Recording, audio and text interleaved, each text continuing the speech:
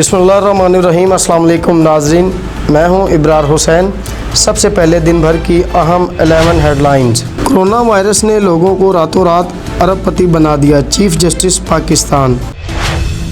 जवाब उनसे मांगा जाए जो मुल्क को इस हाल में छोड़ कर गए, वज़ीर आज़म इमरान खान।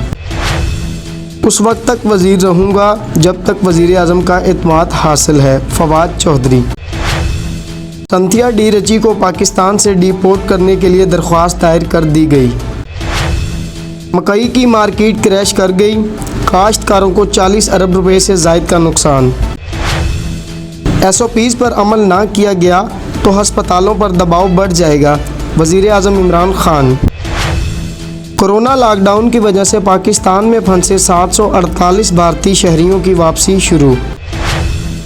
कोरोना वबा की आड़ में जमहूरियत को नुकसान पहुंचाया जा रहा है, आलमी समाजी तंजीम का इंकशाफ। स्टेट बैंक ऑफ पाकिस्तान ने शरह सूद मज़ीद कम कर दी, 7% मुकर्रर।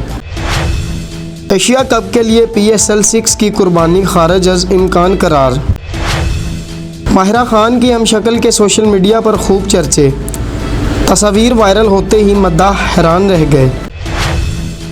नाज़रीन, ये थी दिन भर की अहम 11 हेडलाइंस। इब्रार हुसैन को दीजिए इजाज़त। मज़ीद अपडेट्स के लिए देखते रहें BBC 11 हेडलाइंस न्यूज़।